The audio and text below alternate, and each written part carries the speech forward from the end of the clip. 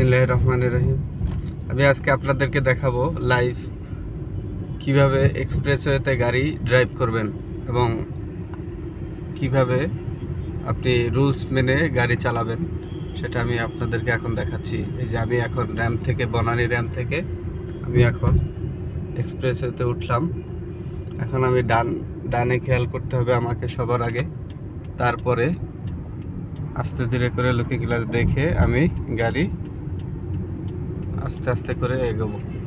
তো যাই হোক, এখন আমি একটা গাড়ি দেখেন, ওর স্পিড আছে এখন মিনিমাম 80, আমি ওকে ছেড়ে দিলাম। এই রাস্তায় এক্সপ্রেসওয়ের উপরে আপনাকে যদি গাড়ি ড্রাইভ করেন তাহলে আপনাকে অবশ্যই আইন মেনে গাড়ি চালাতে হবে এবং এখানে স্পিড ক্যামেরা দেওয়া আছে, এখন অটোমেটিক মামলা হয়ে যায়।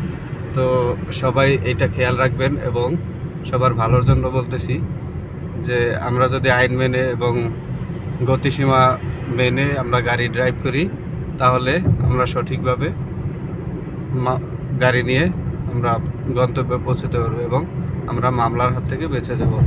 গাড়ির মামলা হবে না যদি আপনি 80 সর্বোচ্চ গতিসীমা লঙ্ঘন না করেন।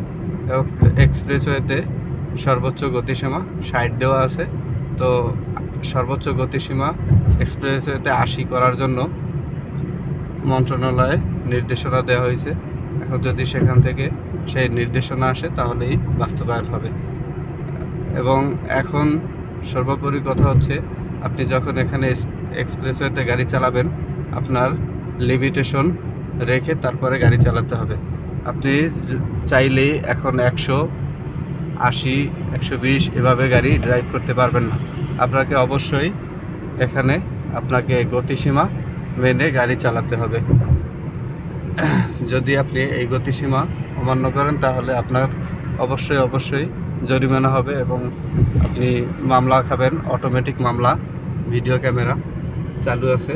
তো যাই হোক, যারা এটা না জানেন তাদের জন্য বলছি যে আমরা গতিসীমা মেনে তারপরে গাড়ি চালাবো, তাহলেই আমার রাস্তায় আমরা